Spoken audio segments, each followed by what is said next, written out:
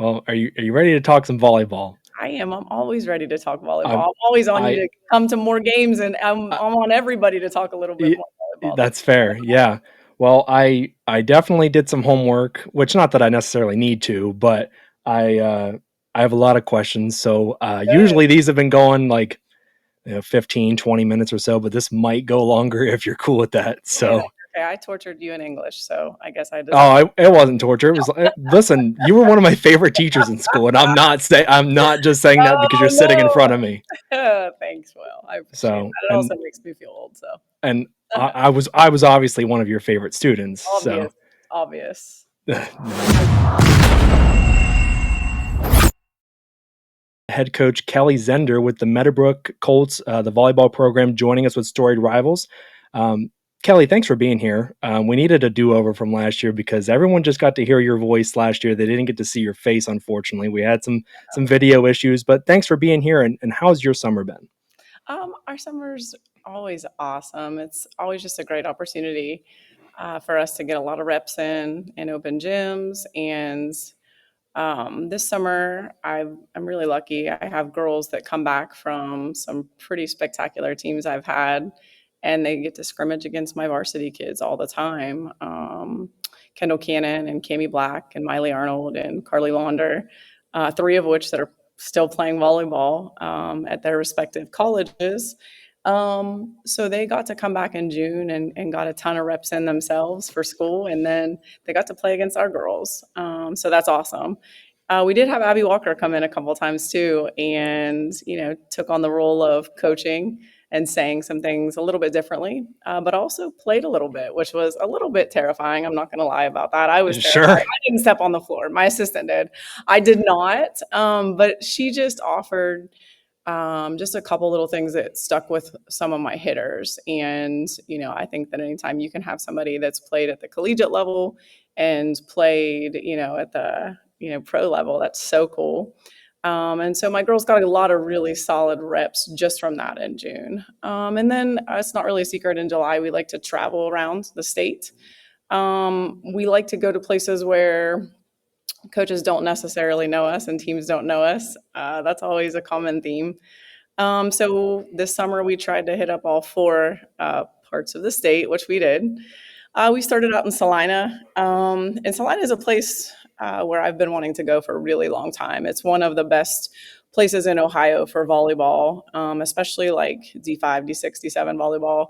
New Bremen's coach, Diana Kramer, was the national coach of the year a couple years ago, 2 years ago. She's won 5 state championships, multiple runners up. Like, she is just unbelievable. So I went over there and fangirled a little bit. My girls were kind of ride me for that. And so we got to play them and we got to actually go to camp with them. So that's always awesome when your girls get to see what a really, not that we aren't a quality program as well, but just what everybody else is doing and understand that, like, hey, everybody goes really hard. We also got to play Coldwater, who beat us in the Final Four a couple years ago. Their coach, Nikki Etzler's amazing. Her daughter just went to Stanford to play volleyball. We played her 2 years ago in the Final Four, and she just, she was just a whole vibe herself. And it's fun to talk to these coaches, and then we were actually invited to a couple scrimmages with them. So both New Bremen and Coldwater asked us to come scrimmage them. And I was just, I think that speaks to what my girls looked like and how they performed at camp and the reps they got and their positivity. And I just thought that that was awesome. So that's where we started our summer. And the girls really liked it. It was fun. Got to be on the lake and whatnot. From there, we came back to our tournament over here, which is a tournament that I host at the Highlands. There's 18 teams, a lot of local teams come, but also just some different teams. We've had Marlington, Beaver comes, East Liverpool comes, Marietta, Shenandoah, Caldwell, but then also some different ones. This year, Wheelersburg was there. So a lot of really, really great competition. And, the girls love that. And we like, winning our own tournament. We didn't quite make it there last year, but we did this year. So they were excited. The next day we turned around and went to Youngstown State. And that was something that they've been looking at my libero, Journey Nicola, for a little while. And we wanted to go up there. And again, it gives us a look at bigger teams. So you're talking D1, D2, D3 teams. And we ended up losing in the championship there to a Division II school, I think. So that was really cool. From there, we went to probably the best, what I really consider to be the best tournament we went to this summer. And it's kind of a little bit of a story. The Pickerington North's coach and myself are pretty good friends, and she knows that it's hard to break into being from this area. It's really hard to like break into the Columbus area good schools and try to get scrimmages and try to get invited to their summer tournaments. It's actually really hard. And so she's been helping me for the last couple of years. Her name's April, and she's been kind of just helping me, like just inviting me to hers. But then also this year, she said, "Hey, this year we're going to go to Centerville. Here's the coach's, information if you want to try to get in, but maybe not." So I messaged Centerville's coach, and of course they're big D1. And I actually, again, like it's my son Zeke and I love Gabe Cups, who played basketball there, and we followed him around, and he's at Ohio State now. So, and like their basketball coach is kind of a big deal. So I was really excited to go there. My son was super excited for me. So we went there. We were lucky enough to get an invite. Their coach like did the homework on us though, and he's like, "Okay, so I see that you've done this and this and this. So I guess you're allowed to come to our to our tournament." And that was something I'd never really experienced before, because that's a little bit daunting when you then show up and you're like, "Okay, so you're going to also play us, and you'll play Kings, who just won a state championship in Division I, and you'll play Miami East, and you'll play all of these just big dogs. You'll play Pickerington North," which we did, and it's just when we ended up taking third place, we played for third place, and out of 16 teams, and that's probably the most proud I've been of my girls all summer long. Not saying I'm not taking anything away from them, but we just competed, and it took us one set, and we lost the first set when we were there, and I think that we were just kind of overwhelmed. But then it was like, oh, we can play, with this level, and so that's really what we did. So that's Centerville, and we played. Then we went to Sandusky. Um, and again, just trying to see the competition that's just straight up top. And that's where you have some D3 and D4 squads up there, but it's a nice mix of some smaller with some bigger from Cleveland as well. And we ended up playing New Bremen in the championship game out of 24 varsity squads, with one of my best hitters going down the day before. So we made it to the championship rounds, beat Copley. They were D1, and we get there, and New Bremen, and it's again Diana Kramer, who we kind of started out the summer with, and just it was it was taxing. We were down 17-4 at one point in time, which I've never, as a coach, been down 17-4. We came back and won. I don't, I'm not going to say I don't know how. Our serving really saved our butts, but it was also really good. So we ended up, winning the championship there with a lot of, again, phenomenal competition. And then we just ended our summer at Wright State, because it's a place that's kind of near and dear to our hearts. We are always like that's just where we want to get back to, and that's where like we consider home. Like to me, it's just home. I hate to say that we did do a small B&E and did a little breaking and entering. The first time we were down there at Centerville, we actually snuck in the back door and ran around for a little bit and ran away from security. I don't think the cops were called, and I think maybe a janitor knew about it. So, but it was just, Wright State's phenomenal. So again, we have a lot of really great kids on our team. So their coach really paid attention to our girls, especially as we started winning. Then they're like, "Oh, where are you from? Who are you?" It's always the same anywhere you go. It's just like, who is this team that's not only there, but just also competing and winning. So it was really great summer. The little old team from Byesville. Yeah. So.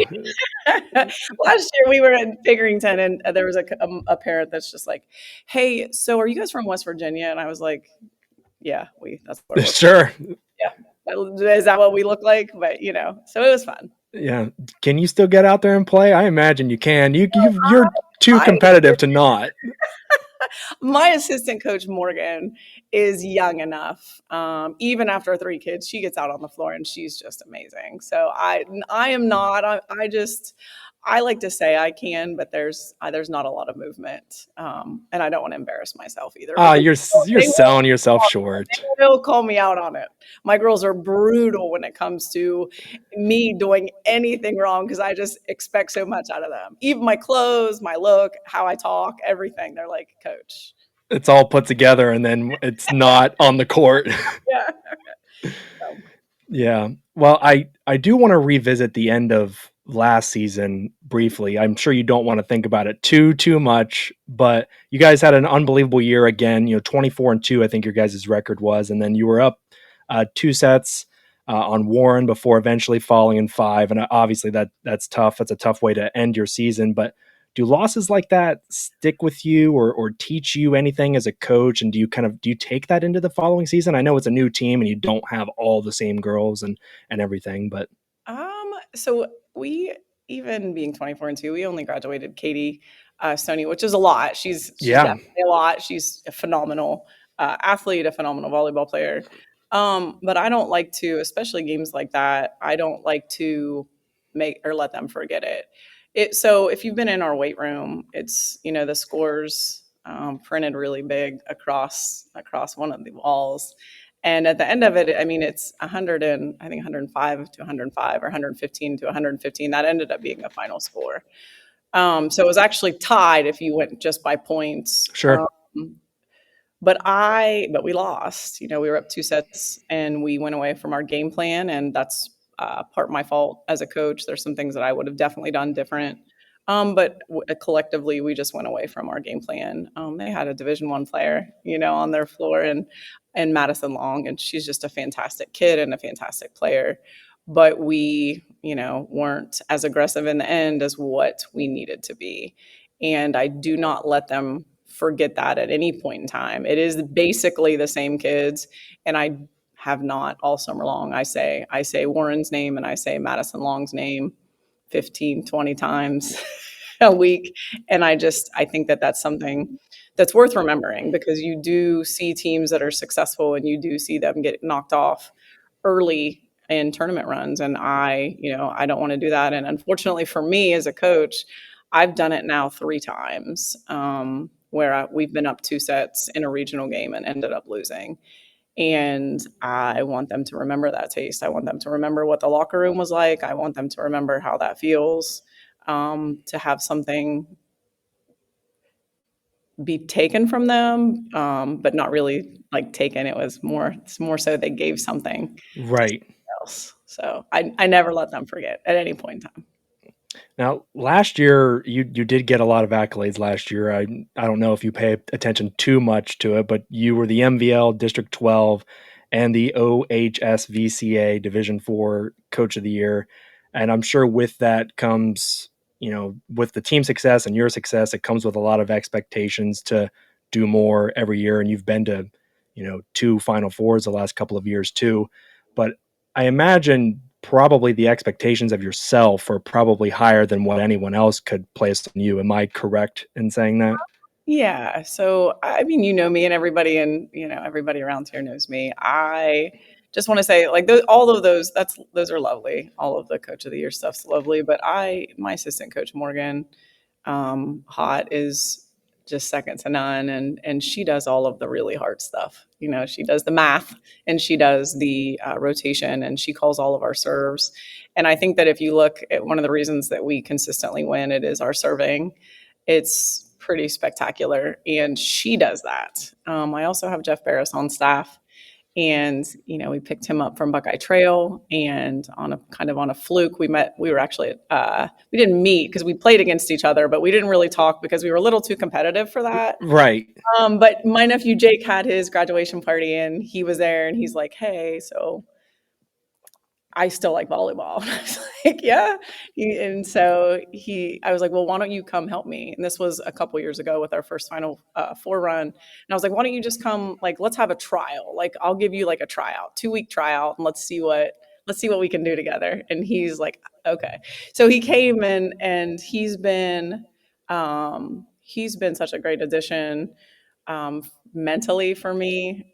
He holds me accountable in a way that, like, That most don't. And he, by just saying, hey, you need to take out some time for yourself and for your family, and you need to really focus on you and focus on making sure that you're staying positive with the girls and positive with yourself. So he does that. So my assistant coaches, they're fantastic. And I think that anytime you talk about coach of the years, it's not, and I would think any coach would say that, but mine is, if I could have an Ohio assistant coaches of the year, it would be those two. They've just really done an awesome job. And then, like, again, the girls I've had are something, and because you've coached a couple of them in track, but they are just such good kids. And Hmm.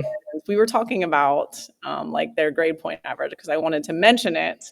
I have every single one of my starters have a four. Well, every single one of my varsity players have a 4.0, and two of them have 3.9s. So, and you're talking the top of the class for every single one of them. And just like when you have players like that are great in the classroom and they're great athletes and they're great kids and they make good choices, like that's easy. That's Hmm. a dream, and I think that all of the accolades we get and all the accolades I get, it's done together. And I want to kind of focus on that. But of course, we all hold ourselves to a high standard. I hold myself to a high standard. I always kind of think about my sister um, in her state championships and state runner up in basketball. And I think about my family and their achievements. And I'm competitive enough that I want to be the best out of the whole fam. So If there's one thing I know about you is you're competitive, yes, really, singletons in general. yeah, So we are definitely that. So yeah, with all the accolades, and then obviously like some of the adversities too, like losing matches where you're up two sets or whatever it is. Like, has your coaching philosophy changed over the years, like in light of some of just the successes or the failures or things like that? Like, do those shape the way you go on in future seasons? yes. So every year I think is a little bit different. And I think that as a coach, you have to change and you have to adapt to the girls that you have. And I definitely have had different types of girls. One of the things that I think one of the situations that I learned the most from was when Carly Launder, 2 years ago, she went down, ankle injury. She actually broke a little bone in her foot, first game of the season. And that was the season after we went to the Final Four. And then, we had done so good that summer as well. And we had high hopes and expectations, but we really adapted well. And a lot of those girls that were on that team, there were, I think, maybe 5 of those girls that played on that team still play with me today. So they were very young.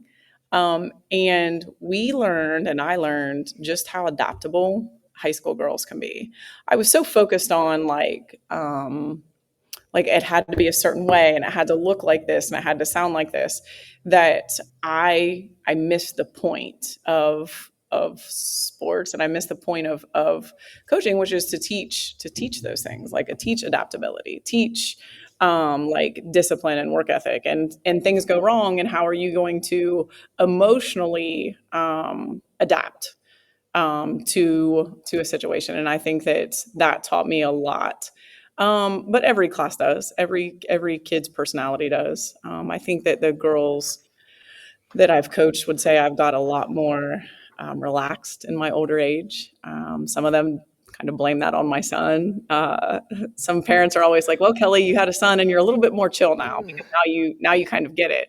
And I don't disagree, but I do think that each group of kids just they're so full of personality, especially 18-year-old girls. And so you have to go at them. You have to really figure out every single year how you want to tackle that, because they are, again, they're brutal. You're not that old though. I mean, come on. I'm 42. No, come on. That's crazy. That, so you mentioned you only lose one senior in Katie Stoney, so you have like all the same team back this year. But I feel like what's been like just from watching the volleyball team over the years, like you've built your program on not like there's no rebuilding. It's always just retooling. Like you always well, like you could lose 5 or 6 girls to graduation and you have 5 or 6 more that are just ready to step in as if they've been stars since day one and they've been playing on the varsity floor and everything. And that's so difficult to do. And I remember asking you a similar question last year when we did this, but like my question is like how?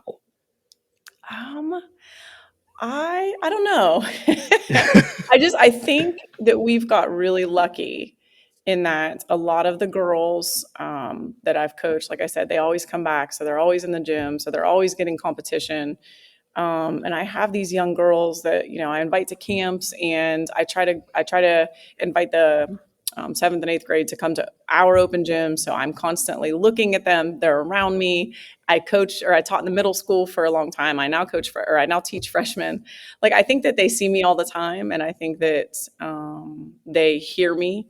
And a lot of it is just storytelling, right? It's them talking about their experiences. And I try to also have my varsity girls like talk about those experiences with the younger girls. And I think that it gets them excited. I think that our kind of holistic, relaxed mentality we have, but also like super competitive, super in your face, super, aggressive. I think that also really helps. I think Storied Rivals helps. I've had a great relationship with Aaron for years and years and years now, and he just thought I was kind of the crazy aunt when Trey and Jake were playing, Trey and Jake and Davis. And I think that girls seeing that, in the format of Storied Rivals, I think that that's a big deal. And I think that they look at those girls and they're like, yeah, I want to be just like that. I want to do those things. I want to go to those places. And we just keep fostering an environment where I ask my varsity girls every single year, I'm like, okay, what do you want to do? How good do you want to be?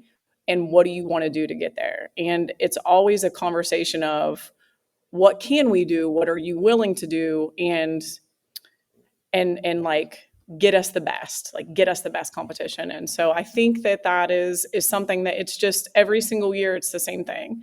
I also think at least for us, our lifting really helps set us apart in terms of like what we do and how we do it and how hard it is.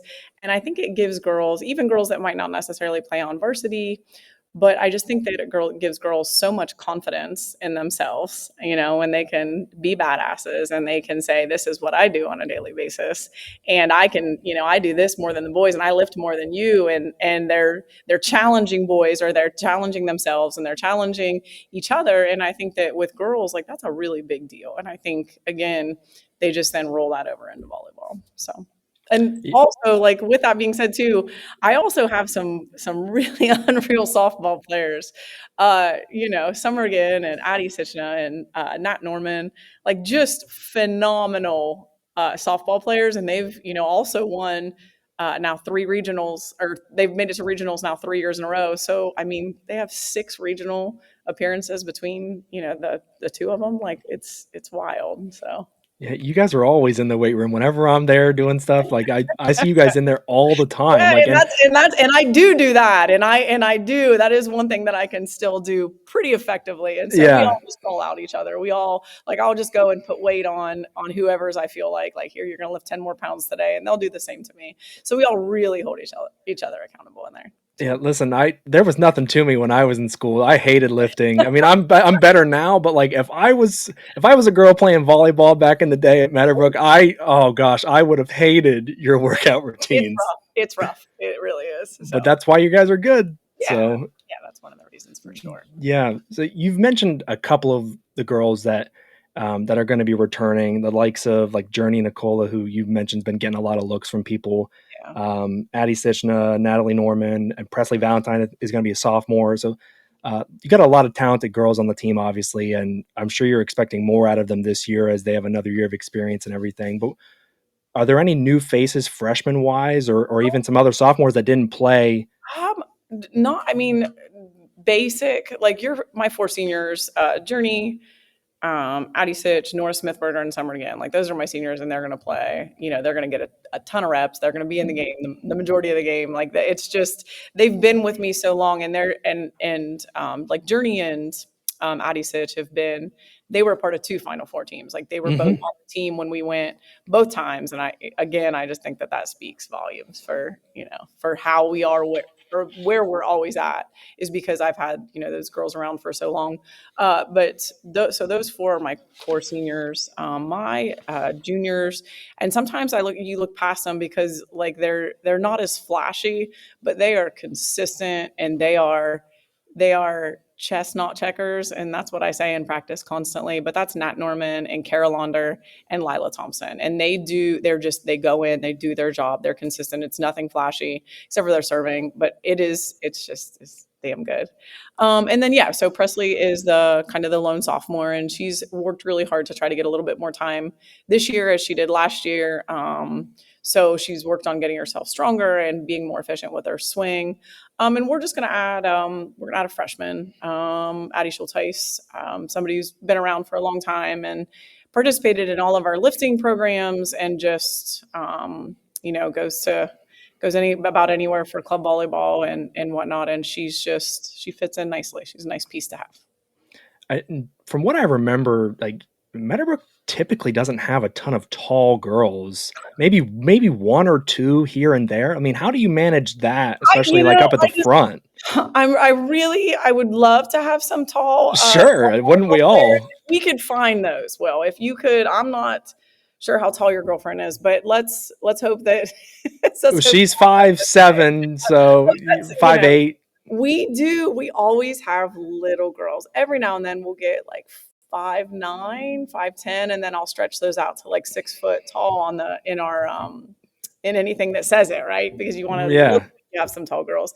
I have Lila Thompson is kind of the tallest, and that might be a 5'10". Everyone else is not that. But we just make do. We just make sure that we're defensively sound, and we make sure that we're quick as hell. And those are the things that work for us, because we cannot compete when it comes to just height. Yeah.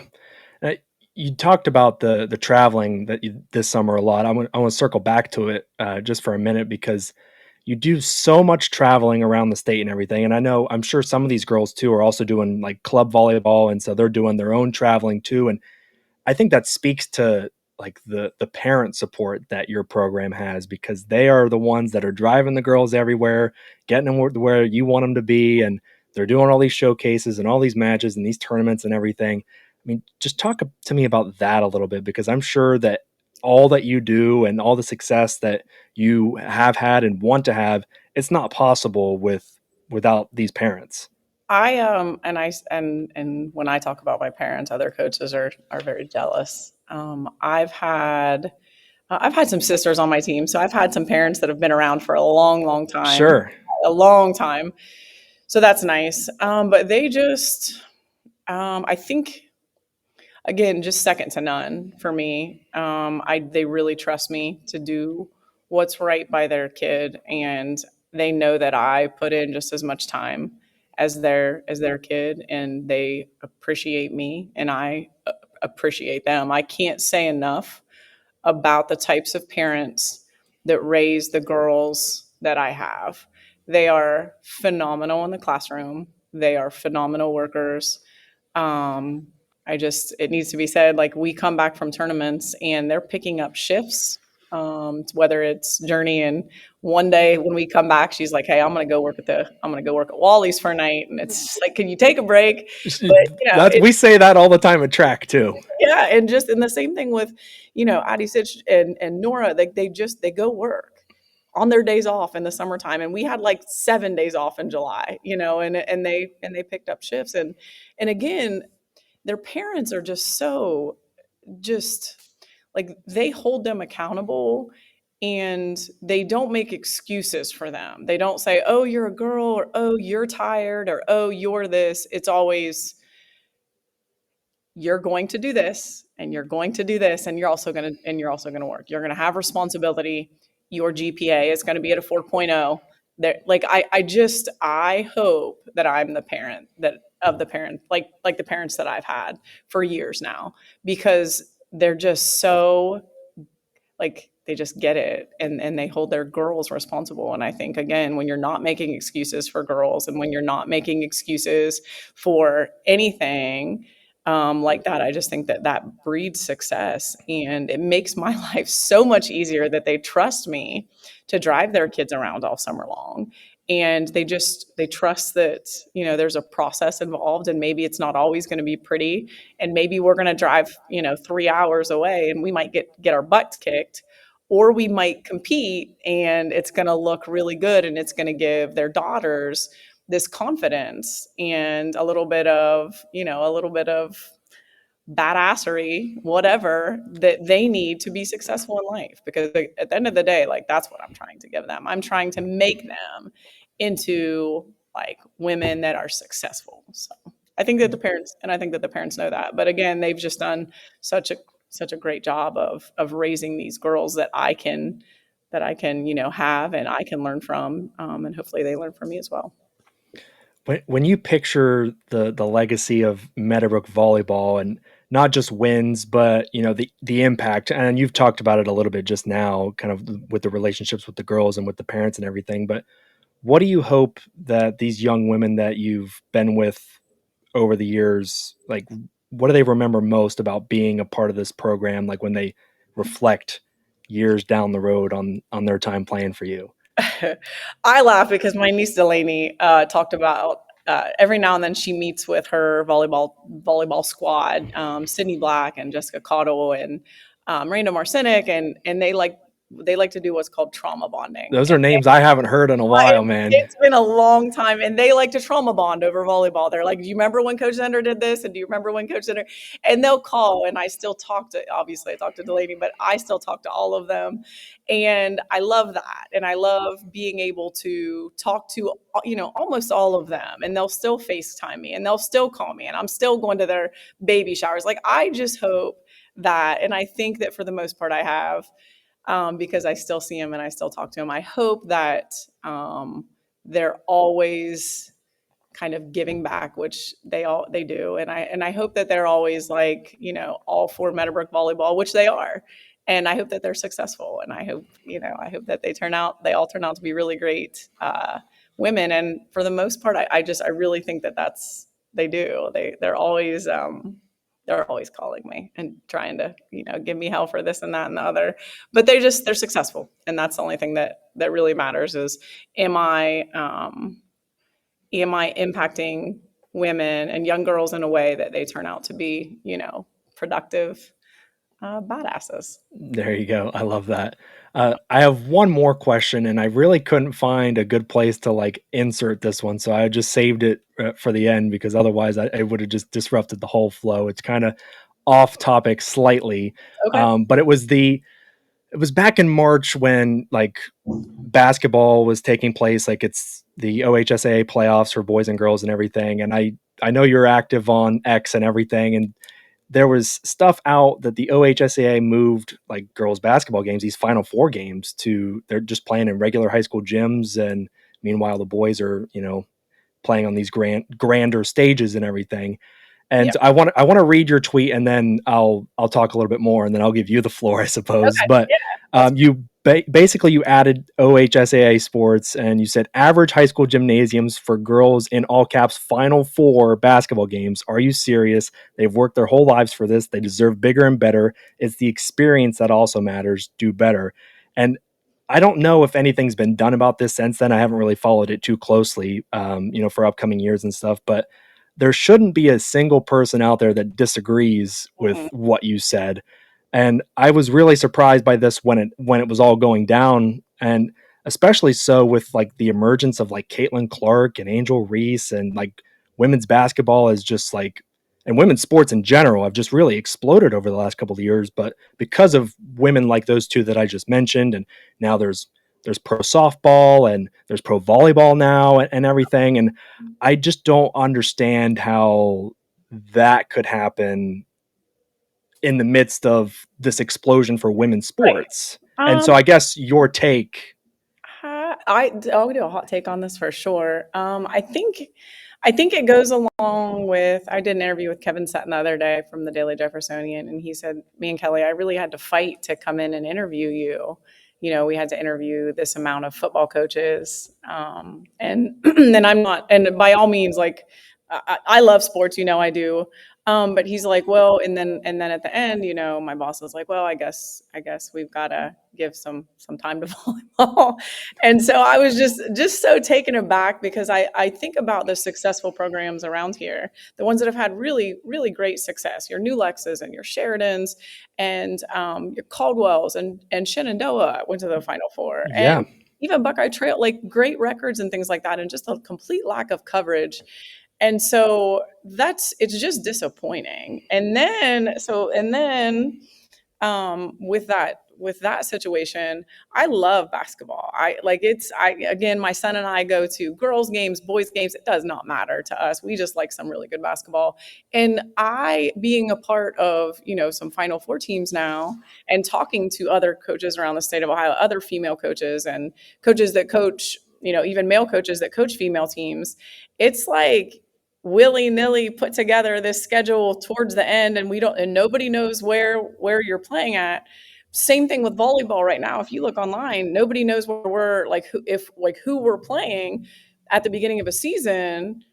So I can't know who I need to scout right now and start planning for that. But football already has a lot of their stuff done. Right. So I just see such a discrepancy, and I'm not blaming anybody. I'm just saying we can do better. For sure. Especially with a Final Four site, and then you look and you see all the boys teams, like they got the big sites, right? They get to Maysville gets to play at OU and everything like that. But we had was it Fort Fry playing at Cambridge or somewhere, like just random, or Claymont? It was at Claymont. And I just think, if that was me and they told me I had to play a Final Four game at a random high school in this area, I would be furious, because my girls, and these girls, and not just mine, but all these girls, are playing too hard not to have sites available to them that are quality and that make them feel as big as any male athlete in the state of Ohio. And I did get a little bit of pushback from that. And again, it's It's just, crazy. it's always surprising, and it's always excuses. I'm just not into those excuses. We need to do better. And I think hopefully next year, I think a lot of people push back, and I would hope that next year they would do better. And I always try to call that out when I see it, the discrepancies between boys and girls sports, because again, we are doing such a disservice to girls in this area, because and not just this area, I shouldn't say that, but in the state and in the nation, I feel like we're way behind everybody else. And in promoting girls, and it's so cliche, but their daughters, I don't know, their daughters, their granddaughters, their sisters, their nieces. So I feel like we really need to do better. And I'm not afraid to call out the OHSAA or anybody else for that matter. You're right. I wrote my letters to the Volleyball Association too. I feel like Wright State's had its time and place, and it's definitely an older facility, and I think that we all probably ought to maybe look at moving where we play our volleyball state championship as well.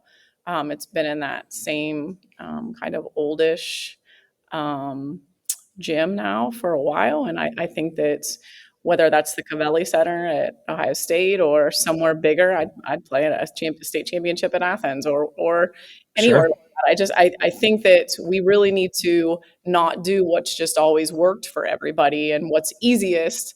I think we really need to start evaluating in the same way that we evaluated the 7 different divisions. We need to start evaluating